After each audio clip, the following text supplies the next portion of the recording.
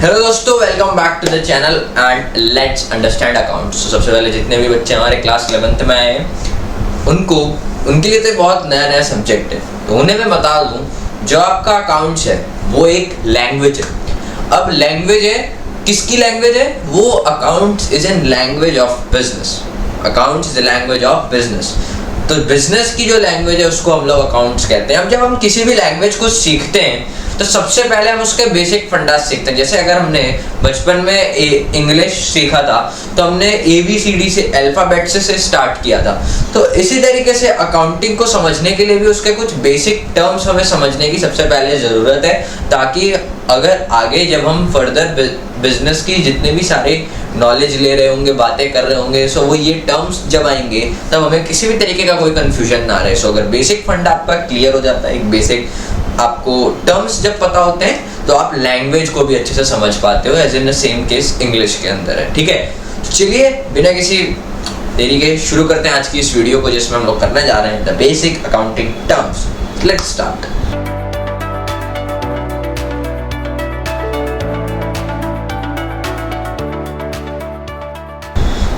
सबसे पहला जो हमारे पास टर्म है वो है बिजनेस ट्रांजैक्शन। अब आपने बिजनेस ट्रांजैक्शन तो बहुत जगह सुना होगा, कई लोगों को तो ये फैसिनेटिंग भी लग सकता है कि क्या है कि लोग बोलते हैं तो सुनने में भी अच्छा लगता है। बिजनेस ट्रांजैक्शन लगता है ना कि कुछ बड़ा वर्ड बोल दिया। ठीक है, तो समझो क्या है बिजनेस ट्रांजैक्शन का मतलब है इट्स एन इकोनॉमिक एक्टिविटी। अब इकोनॉमिक एक्टिविटी का मतलब होता है वो सारी एक्टिविटी जो भी आप कर रहे हो फॉर मनी।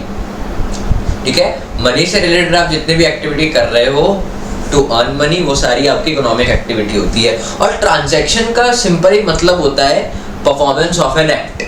ट्रांजैक्शन का मतलब होता है परफॉर्मेंस ऑफ एन एक्ट। अगर बिजनेस को अभी हम लोग 1 मिनट के लिए साइड रखते हैं और ऐसे भी बात कर रहे हैं, तो अभी हम लोग क्या कर रहे हैं? अभी हम लोग एक ट्रांजैक्शन कर रहे हैं। ठीक है, क्योंकि हम लोग एक एक्ट परफॉर्म कर रहे हैं। आप इस वीडियो को देख रहे हो और मैं इस वीडियो को बना रहा हूँ, सो ये भी एक क्या है? ट्रांजैक्शन है। ठीक है, अब अगर इसको बिजनेस ट्रांजैक्शन समझे तो वो सारी एक्टिविटी, ठीक है, मैंने क्या बोला? Transaction is a performance of an act. तो वो सारी एक्टिविटी जो आप पैसे कमाने के लिए कर रहे हो वही क्या है? Business transaction. So business transaction is an economic activity of the business. A transaction is an agreement between a seller and buyer to exchange goods and services in consideration for money. Agreement है buyer और seller के बीच में, किसका? To exchange goods and services in consideration for money. Consideration मतलब goods और service exchange कर रहे हैं money के लिए। ठीक है, money as a consideration, means of consideration यहाँ पे money है, तो business transaction हम इसको बोलेंगे। ठीक है, अब जैसे परचेज ऑफ गुड्स, आप कहीं से गुड्स खरीद के लेकर के आए तो वो क्या है? बिजनेस ट्रांजैक्शन है। लिखा है ट्रांजैक्शन में भी अ कैश और अ क्रेडिट। ठीक है, समझो, when the amount is paid or received immediately at a time of buying and selling goods, it is considered a cash transaction। अब कैश ट्रांजैक्शन है क्या? बेसिकली आप किसी प्रोविजन स्टोर पे गए, ठीक है, आपने प्रोविजन स्टोर पे सपोज कुछ सामान लिया और इमीडिएटली कैश पेमेंट कर दिया। ठीक है, उसकी पेमेंट इमीडिएटली कैश में कर दी, that is known as cash transaction. और अगर आप सिमिलरली आप दूसरा भी उसी तरह से क्या है? When the same is promised to pay later, it is a credit transaction. आपने क्या किया? देखो, आप अब प्रोविजन स्टोर पे गए, पहले तो आपने इमीडिएटली कैश पेमेंट कर दिया, तो वो आपका क्या हो गया?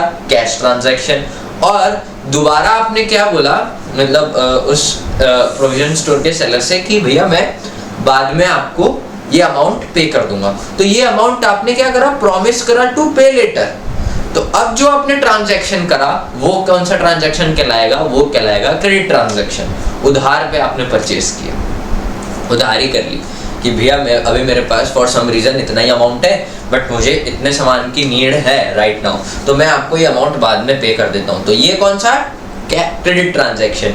इमीडिएटली कैश पेमेंट करके जो आप सामान ले लेते हैं तो उसको कैश ट्रांजैक्शन बोलते हैं, और जो आप उधार पे सामान लेते हैं that is known as credit transaction. दूसरे टर्म की तरफ हम लोग चलते हैं। दूसरा टर्म है हमारा इवेंट। देखो, इवेंट वर्ड से ही पता चलता है कि कॉन्सिक्वेंस ऑफ एन एक्ट, मतलब रिजल्ट एक पर्टिकुलर एक्ट का। ठीक है, अब अभी आप लोग क्या कर रहे हैं? अभी मैंने थोड़ी देर पहले ही बताया था कि हम लोग ट्रांजैक्शन कर रहे हैं। ठीक है, हम लोग एक एक्ट परफॉर्म कर रहे हैं, आप वीडियो देख रहे हो, मैं आपको ये इंफॉर्मेशन दे रहा हूँ। अब ये ट्रांजैक्शन का रिजल्ट क्या होगा, ठीक है। अब आज आप अच्छी तरीके से मतलब स्टार्टिंग से ही आप सब चीज़ें कवर करके चल रहे हो, तो आपको इसका अच्छा रिजल्ट मिलेगा एग्जाम्स में, ठीक है। तो उसी तरीके से बिजनेस के अंदर जो डेली बेसिस पे ट्रांजैक्शन हो रहे हैं, जो डेली बेसिस पे एक्टिविटीज हो रही हैं फॉर मनी के लिए, ठीक है, उसी को मैंने ट्रांजैक्शन बताया। तो डेली बेसिस पे जितने भी ट्रांजैक्शन हो रहे हैं उनका रिजल्ट क्या है, बेसिकली उनका क्या रिजल्ट होगा, दैट इज इवेंट, ठीक है। An event is a consequence और a result of a transaction. इन्हीं 10,000 में से, ठीक है, 5,000 के गुड्स खरीद लिए, 5,000 का कुछ ना कुछ ऐसा सामान खरीद लिया और उन्हें क्या करा पता है, उन्हें 10,000 का बेच दिया, 10,000 का फिर उसको किसी को सेल कर दिया। 5,000 में खरीदा, 10,000 में किसी को सेल कर दिया, 5,000 क्या हो गया आपके लिए, तो प्रॉफिट हो गया। 5,000 का आपने प्रॉफिट कमा लिया, ये भी क्या है, रिजल्ट है। तो जब तक ट्रांजैक्शन नहीं होगा तब तक रिजल्ट नहीं होगा। तो इवेंट क्या है, उस ट्रांजैक्शन के ऊपर से होने वाला इवेंट, उस ट्रांजैक्शन के ऊपर से होने वाला रिजल्ट इज एन इवेंट, ठीक है। अब आपको अच्छे से समझ में आ रही होगी बातें। तीसरा है अकाउंट। अकाउंट क्या है, देखो पहले पढ़ते हैं यहाँ पे क्या लिखा है। In actual practice an individual transaction of a like nature are recorded in one place, such place is customarily known as account. यानी कि समझो, अब मैंने आपको बताया कि अकाउंटिंग क्या है, बिजनेस की लैंग्वेज है। इसमें हम लोग क्या करते हैं, डेली बेसिस पे ट्रांजैक्शंस को रिकॉर्ड करते चलते हैं, क्योंकि देखो एक ह्यूमन माइंड, क्योंकि इतने एक बिजनेस के अंदर बहुत सारे ट्रांजैक्शन हो रहे होते हैं, तो वो एक ह्यूमन माइंड के लिए प्रैक्टिकली उसको याद रख पाना, उसको स्टोर करके रख पाना प्रैक्टिकली पॉसिबल नहीं, ठीक है, क्योंकि बहुत सारे ट्रांजैक्शन है। तो अब हम क्या करते हैं, रोज इस ट्रांजैक्शन को जिस भी पर्टिकुलर इंडिविजुअल के साथ होता है, हम उसको अपने बुक्स ऑफ अकाउंट्स में रिकॉर्ड करके चलते हैं। आपने देखा होगा जब भी आप किसी भी प्रोविजन स्टोर या फिर वहाँ जाते हो, कुछ भी सामान खरीदते हो, तो कुछ लोग क्या करते हैं, अपनी एक पर्टिकुलर डायरी में लिख लेते हैं। तो वो क्या कर रहे हैं, ट्रांजैक्शन की रिकॉर्डिंग कर रहे हैं। अब अगर उन ट्रांजैक्शन को, मतलब जैसे अब बहुत सारे ट्रांजैक्शन हमने रिकॉर्ड कर लिया, अब उसमें से हमें देखना है कि सिमिलर नेचर के ट्रांजैक्शन कौन से हैं। फिर उन सिमिलर नेचर के ट्रांजैक्शन को हम लोग एक जगह रिकॉर्ड करते हैं, that is known as account. उस पर्टिकुलर जगह पे जहाँ पे हम लोग उन सिमिलर नेचर के ट्रांजैक्शंस को रिकॉर्ड कर रहे होते हैं, उस जगह को अकाउंट बोलते हैं, ठीक है। और देखो जैसे कि यहाँ पे कैश अकाउंट बना हुआ है, तो कैश अकाउंट क्या है, वो कैश से रिलेटेड बिजनेस के जितने भी ट्रांजैक्शन है, यानी कि पैसा आया, पैसा गया, ठीक है, किसको दिया, किसको पैसा दिया, ठीक है, किससे पैसा रिसीव करा, सो ये सब कैश से रिलेटेड ट्रांजैक्शन है ना। तो सिमिलर, मतलब ये सिमिलर नेचर के ट्रांजैक्शन हो गए, जितने भी कैश से रिलेटेड ट्रांजैक्शन हुए वो तो सेम नेचर के हुए। तो उन ट्रांजैक्शंस को हमने एक जगह रिकॉर्ड किया, जिसको हम लोग बोलते हैं अकाउंट। अब एक अकाउंट की दो साइड होती है, देखो जैसे कि यहाँ पे बताया है, डेबिट साइड और क्रेडिट साइड, ठीक है। तो लेफ्ट साइड अकाउंट का जो होता है, लेफ्ट हैंड साइड जो अकाउंट का होता है, उसको हम लोग डेबिट बोलते हैं और उसको एब्रिविएशन के फॉर्म में DR डॉट करके लिखते हैं। उसी तरीके से right side of the account, जिसको हम लोग क्रेडिट बोलते हैं, उसको एब्रिविएशन CR डॉट करके लिखते हैं, ठीक है। तीसरा टर्म भी हो गया, बहुत बढ़िया। नाउ चौथा कैपिटल। कैपिटल क्या है, it refers to the amount invested by the owner in the business. Suppose आपके पास 10,000 रुपीज है, उससे मैंने अभी आपको बताया ना, आपने 5,000 का गुड्स खरीद लिया। सपोज 5,000 के आपने बिस्लरी की बॉटल खरीद ली, आपके पास 10,000 थे, अब आपने उस 10,000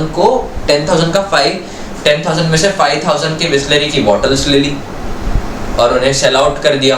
तो जो 10,000 में से 5,000 आपने बिजनेस में लगाया, आपने बिजनेस करने के लिए लगाया, ठीक है, 5,000 बिजनेस करने के लिए लगाया, आपने बिस्लरी की बॉटल खरीदी, उसे 10,000 में बेच दिया। तो वो 5,000 क्या है, आपने वो पैसा इन्वेस्ट करा अपने बिजनेस में, ठीक है, अपने बिजनेस में वो पैसा इन्वेस्ट करा, ठीक है। तो वो क्या कहलाएगा, कैपिटल कहलाएगा, ठीक है। मैंने ऐसा कंसिडर किया कि आपका वाटर सप्लायर का बिजनेस है, ठीक है, तो आपके पास 10,000 थे, उसमें से आपने 5,000 उसमें इन्वेस्ट कर दिया, अपने बिजनेस में लगा दिया। तो वो क्या कहलाएगा, पर्टिकुलर चीज, वो टर्म कहलाएगा कैपिटल। अब ऐसा नहीं बोलना बिजनेस में मैंने पैसा इन्वेस्ट कर दिया। अब आपसे कोई भी पूछे तो बोलना मैंने बिजनेस में इतना कैपिटल लगाया, मैंने अपने बिजनेस में 5000 का कैपिटल लगाया।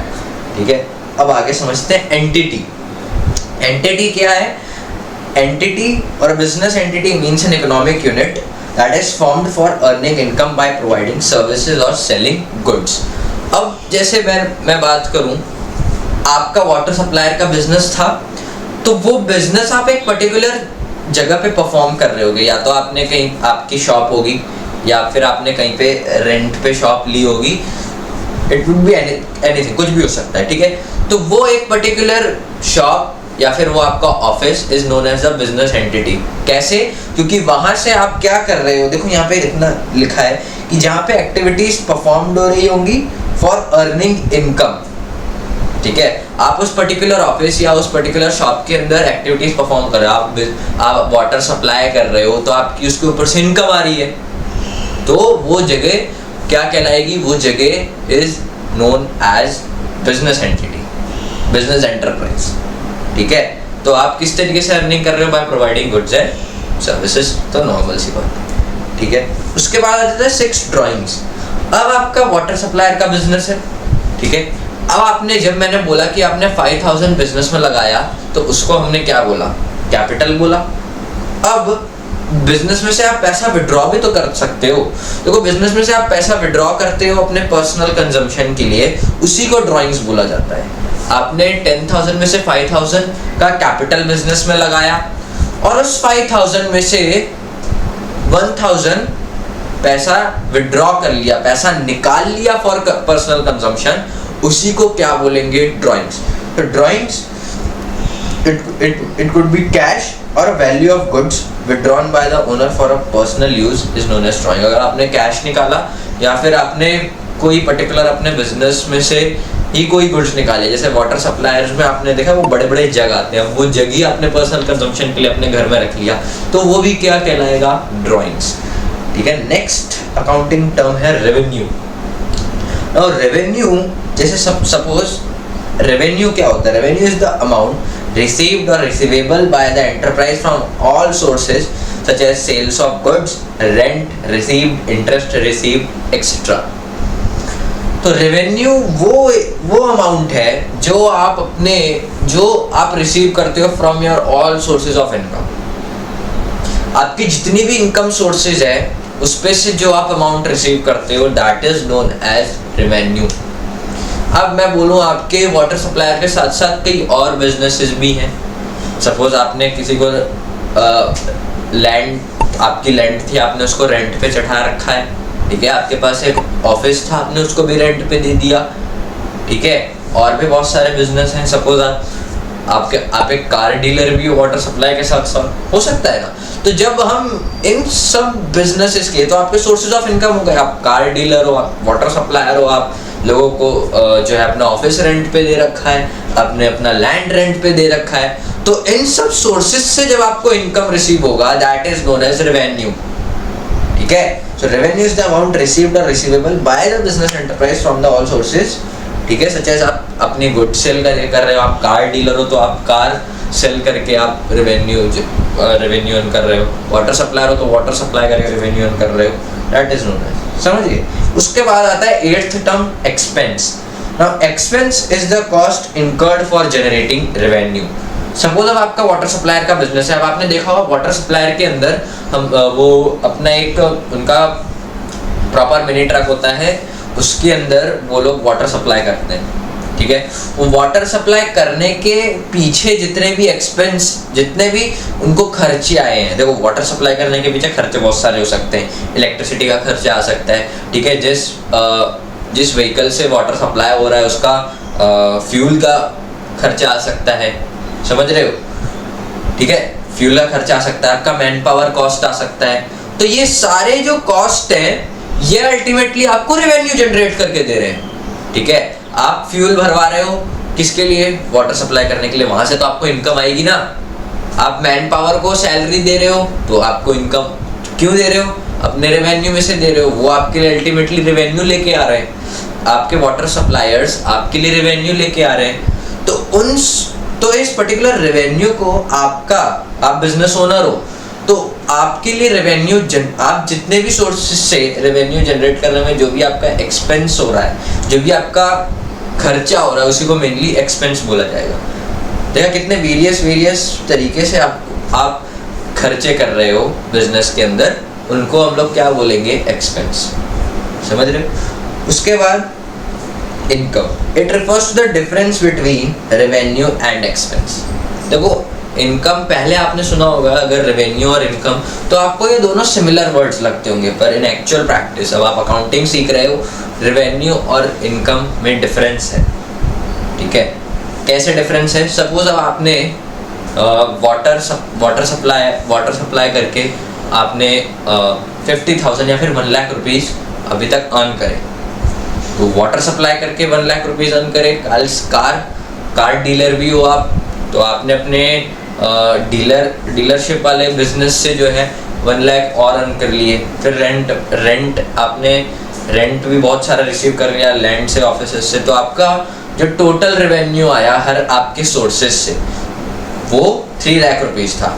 अब इन 3 लाख रुपीज़ में से आप अपने एक्सपेंसेस माइनस करोगे। आप क्योंकि वाटर सप्लायर है तो आप वहाँ पे मैन पावर जो आपके एम्प्लॉयज़ होंगे उनको सैलरी दोगे। कार आपकी डीलरशिप, आप कार डीलर भी हो तो आपके डीलरशिप पे एम्प्लॉयज़ होंगे, उनको भी आप जो है सैलरी वगैरह दोगे, और भी कई सारे एक्सपेंसेस होंगे। तो वो सारे एक्सपेंसेस को माइनस करने के बाद जो नेट अमाउंट आपके पास बचेगा, दैट इज कॉल्ड इनकम। ठीक है, वो जो नेट अमाउंट है वो आपके लिए इनकम होगा। उसके बाद अब मैं प्रॉफिट की बात करूं, it is the excess of total revenue over the total expense of a business enterprise for an accounting period. देखो प्रॉफिट की जब हम बात करते हैं, अब आप बोलो कि इनकम और प्रॉफिट में क्या फर्क है। देखो इनकम पर्टिकुलरली एक पूरे, जब मैं प्रॉफिट की बात करूं तो वो एक पर्टिकुलर अकाउंटिंग पीरियड का निकाला जाता है। यानी अकाउंटिंग पीरियड में बोलूं तो हमारा फाइनेंशियल ईयर, अब हमारा फाइनेंशियल ईयर 1 अप्रैल टू 31 मार्च होता है। तो इस पर्टिकुलर ईयर के अंदर हम लोग साल के एंड में प्रॉफिट या फिर प्रॉफिट अपना बिजनेस में चेक करते हैं। अब प्रॉफिट क्या होता है? और एक्सेस ऑफ टोटल रेवेन्यू, आपके जितने भी टोटल रेवेन्यू है वो ज़्यादा होने चाहिए, इससे आपके टोटल एक्सपेंस से तब आपके पास प्रॉफिट निकल के आएगा। दूसरा टर्म होता है हमारे पास लॉस भी ऐसी चीज़ है। देखो लॉस में अब आप बोलोगे लॉस और एक्सपेंस में भी, देखो लॉस हम लोग अकाउंटिंग पीरियड के एंड में फाइंड आउट करते हैं, और एक्सपेंसेस तो हमारे डेली बेसिस पे चल रहे होते हैं, समझ रहे हो ना। तो लॉस भी क्या है? एक्सेस ऑफ, देखो प्रॉफिट क्या था? Excess of total revenue over total expense. तो लॉस उसका बिल्कुल रिवर्स हो जाएगा, excess of total expense over the total revenue is termed as loss. Goods की हम लोग बात करें तो goods are those things that are purchased for resale. देखो आपका कार डीलर का भी बिजनेस है, तो हम लोग इससे समझते हैं। देखो तो आप जब कार डीलर हो तो आप कंपनी से डायरेक्टली कार लेते हो और उसको रीसेल करते हो। तो कार क्या है आपके लिए? गुड्स है। ठीक है, बेसिकली आपने कार खरीदा for the purpose of resale, तो वो आपके लिए क्या है? गुड्स है। नाउ 13 जो टर्म है वो है purchases. The term purchase is used only for the purchase of goods in which business deals. बहुत इंपॉर्टेंट टर्म है, देखो ये समझो, purchase of goods in which business deals. हर चीज को आप परचेज कंसिडर नहीं कर सकते कि चलो भाई मैंने आज ये खरीद लिया तो ये भी परचेज, ये खरीद लिया ये भी परचेज, नहीं। सिर्फ उन्हीं गुड्स को आपको परचेज कंसिडर करना पड़ेगा जिसमें आप डील कर रहे हो। आप कार डीलर हो तो आप जब कंपनी से कार परचेज करोगे तो वो आपका परचेज, उसको हम प्रॉपर परचेज बोलेंगे। ठीक है, क्योंकि आप कार में डील कर रहे हो। उसी तरीके से आप वाटर सप्लाई का भी बिजनेस कर रहे हो, तो जब आप वो जग्स प्रॉपर खरीदोगे, ठीक है, वो कि आपको वाटर तो उसी में सप्लाई करोगे ना, वो जग आते हैं उसमें, तो आपके लिए वो जग जब आप खरीदोगे that is considered as purchase, क्योंकि आप उनमें डील कर रहे हो। समझ रहे हो? तो जिस चीज़ में बिजनेस डील करे वो चीज़ वो खरीद रहा है उसको हम लोग बोलेंगे परचेज। अब परचेज भी 2 तरीके के होते हैं, cash purchase, credit purchase. Cash purchase word itself बता रहा है हमको कि क्या है भाई, सामान दे, हमने कैश दे के सामान खरीदा। क्रेडिट परचेज हमने उधार पे खरीदा, क्योंकि देखो ऐसा हर बार नहीं होगा कि आपके पास कैश अवेलेबल भी होगा। आपके पास, आप कार डीलर हो तो आप कंपनी से उधार पे भी तो कार्स खरीद सकते हो। एट अ टाइम आपके पास कैश नहीं है देने के लिए, तो जो कस्टमर से आप कस्टमर को सेल करके रिसीव करोगे उसमें से अपना कमीशन रखोगे और फिर उसको दोगे कंपनी को, इस तरीके से। तो वो आपका क्या कहलाया, क्रेडिट परचेज कहलाया। उसके बाद परचेज रिटर्न। अब कभी ऐसा भी तो होता है, कार्स ऐसी होंगी जो कि कंपनी से डिफेक्टिव हो सकती हैं होंगी, ठीक है, उनमें कुछ ना कुछ डिफेक्ट्स निकल के आएगा, तो आप क्या करोगे, उनको रिटर्न कर दोगे कंपनी में, that is known as purchase return. ठीक है, आपने सिंपली क्या किया, उन्हें कंपनी में वापस रिटर्न करवा दिया, दैट इज परचेज रिटर्न। उसको हम लोग एक और, purchase return is also known as return outward. ठीक है, तो ये मतलब इसके ऑल्टरनेटिव नेम्स भी आपको याद रखने हैं, रिटर्न आउटवर्ड, परचेज रिटर्न, इस तरीके से। उसके बाद 15th जो टर्म है हमारी वो है sales. Simply sales means the transfer of ownership of goods और services to customers for a price. अब सबसे पहले अब जब कंपनी ने कार बना ली, ठीक है, तो तब तक कंपनी के पास उस कार की ओनरशिप है, यानी वो कार कंपनी की कहलाएगी। बट जब कंपनी ने आपको सेल कर दिया, आप डीलर हो, तो वो कार जब कंपनी ने आपको सेल कर दिया तो वो ओनरशिप जो है, ठीक है, वो कंपनी ने आपको दे दी कार की, तो वो सेलिंग हो गया, कार सेल कर दिया। फिर अब एज अ डीलर आप उसको कस्टमर को सेल करोगे, तो अब जब ओनरशिप उस पर्टिकुलर गुड्स की आपके पास थी, तो अब उस ओनरशिप को आपने ट्रांसफर कर दिया टू कस्टमर। ठीक है, इसी को हम लोग सेल्स बोलते हैं, transfer of ownership of goods to the customer for a price. आपने प्राइस ले लिया कस्टमर से उसके बदले में, ठीक है, इन रिटर्न आपने कस्टमर से प्राइस चार्ज करा, प्राइस ले लिया, और ओनरशिप जो है आपके गुड्स की वो अब चली जाएगी कस्टमर के पास, that is known as sale. अब सेल भी दो तरीके की होती है, कैश सेल्स और क्रेडिट सेल। मैंने बोला कि आप या तो कैश में भी आप गुड्स परचेज कर सकते हो, या फिर आप क्रेडिट पे, उधार पे भी आप, मतलब कैश पे सेल कर सकते हो, कैश पे भी फॉर इंस्टेंट अगर आपके पास कैश आ जाए तो वो कैश सेल्स है। और अगर क्रेडिट सेल्स की बात करें तो अगर कस्टमर आपको प्रॉमिस करता है टू पे इट लेटर, तो वो आपका उधार पे सेल हो जाएगा, क्रेडिट सेल जिसको हम लोग बोलेंगे। उसके बाद सेल्स रिटर्न। अब जिस तरीके से परचेज रिटर्न में हमने देखा था कि जो गुड्स है हमारे वो डिफेक्टिव, उसमें कहीं से कहीं कुछ ना कुछ निकल के आ जाता है, तो हम उसको वापस से रिटर्न कर देते थे परचेजर को जिसके पास से हमने परचेज किया। अब उसी तरीके से कस्टमर भी तो ये करेगा, हमने कस्टमर को क्या किया, गुड्स सेल करा, तो वो अब उसको भी हमारे आइटम में कुछ ना कुछ अगर डिफेक्टिव नज़र आएगा, डिफेक्टिव कुछ ना कुछ उसके अंदर उसे प्रॉब्लम्स दिखेंगी, तो वो भी हमको सेल किया हुआ गुड्स वापस कर सकता है। तो जब कस्टमर ऐसा हमको वापस करेगा, that is known as sales return. ठीक है, सेल किए हुए गुड्स को वापस करेगा जब हमें customer, that is known as sales return. बात समझो, ठीक है। सेल्स रिटर्न को हम लोग रिटर्न इनवर्ड भी बोलते हैं, दूसरा टर्म यहाँ नहीं लिखा है बट मैं आपको बता रहा हूँ, आप लिख लेना। Sales return is also termed as, is also known as return inward. Now 16th term के बाद आते हैं 17th डेटर्स। डेटर्स कई बार सुना होगा, समझते हैं उनका meaning. The term debtors represent those person or firms to whom goods have been sold or services rendered on credit and payment has been not received from them। अब आपने customer को car cell करा, ठीक है, तो car cell अगर आपने उसे क्रेडिट सेल कर दिया, आपने सपोज कार को क्रेडिट सेल कर दिया, मतलब कस्टमर ने प्रॉमिस किया टू पे इट लेटर, ठीक है, और नॉर्मली अभी आजकल तो यही होता है, EMI वगैरह पे लोग ले रहे हैं और फिर बेसिकली इंस्टॉलमेंट्स में, यानी धीरे धीरे करके ले रहे हैं। तो कंपनी के लिए वो लोग क्या हो गए, डेटर्स। जिनको कंपनी ने उधार पे सामान सेल करा, वो लोग, या फिर वो कंपनी भी हो सकती है और वो हम और आप भी हो सकते हैं, हम इंडिविजुअल्स भी हो सकते हैं। तो वो लोग कंपनी के लिए, यानी आपकी कंपनी कार डील, आपकी जो कार डीलर का बिजनेस है, तो आपने उधार पे कस्टमर को जो है सामान बेचा, तो वो कस्टमर आपका डेटर कहलाएगा, क्योंकि आपने उसको क्या करा, क्रेडिट सेल करा, और उस कस्टमर ने प्रॉमिस करा कि वो आपको अमाउंट देगा, बट उस अभी तक इंस्टेंट आपके पास अमाउंट रिसीव नहीं हुआ, ठीक है, बट होगा उस कस्टमर से, तो वो आपका डेटर बन जाएगा। उसी तरीके से creditor, the term creditor represents those person or firm from whom goods have been purchased or services procured on credit and payment has not been made to them. मैंने बोला ना आपको कि अगर अब तो अब आप मैन्युफैक्चरिंग कंपनी से डायरेक्टली कार को परचेज करते हो बट कैश पे नहीं, क्रेडिट पे, और अब आपने देखो क्रेडिट पे परचेज करा एंड प्रॉमिस करा टू पे इट लेटर, क्योंकि जब आप कस्टमर से रिसीव करोगे तब कंपनी को दोगे, जाहिर सी बात है। तो वो कंपनी आपके लिए क्या होगी? क्रेडिटर, क्योंकि उसने आपको उधार पे सामान दिया है ना। आप अब लाइबल हो टू पे द अमाउंट, ठीक है। तो जिस भी पर्सन को आप लोग लाइबल हो जाते हो अमाउंट पे करने के लिए, उनसे सर्विसेज लेने के बाद या उनसे गुड्स खरीदने के बाद, उन लोगों को क्या बोलते हैं? क्रेडिटर्स।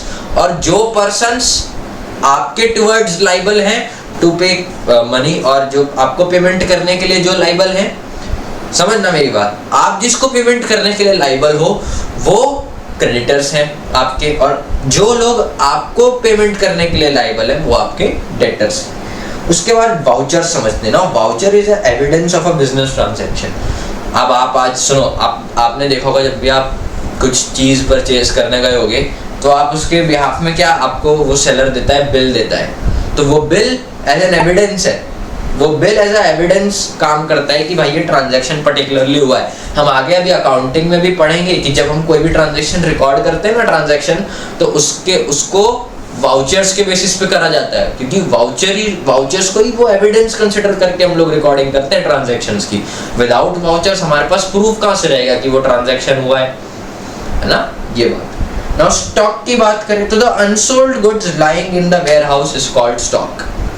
बात समझो मेरी, आपने 100 यूनिट्स कार की परचेज करी, आपने 100 कार मैन्युफैक्चरिंग कंपनी से परचेज कर ली, ठीक है, और आपने उसको ना अभी तक आप 50 कार से सेल कर पाए हो। तो जो 50 कार्स और आपके गोडाउन में पड़ी हैं, वेयर हाउस में पड़ी हैं, वो आपका स्टॉक है, अनसोल्ड माल स्टॉक, ये बात है, समझ लो।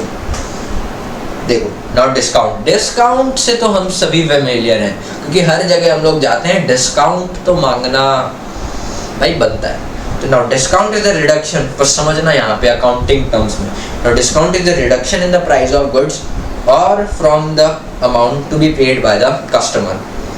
यानी कि सभी जानते हैं ना कि वो जो भी प्राइस होती है प्रोडक्ट की, तो उससे कम करके हम लोग उससे कम करके जो प्राइस पे करते हैं, तो वो जो कम किया हुआ प्राइस है, जैसे कोई गुड्स है आपने 5000 का परचेजिंग करा, बराबर, या फिर आप कार डीलर हो, ठीक है, तो आपने मैन्युफैक्चरिंग कंपनी से एक कार परचेज करी, सपोज वो कार अगर 5 लाख की है, तो कंपनी ने आपको डिस्काउंट दिया 50,000 का, तो वो आपको कार पड़ी 4,50,000 की।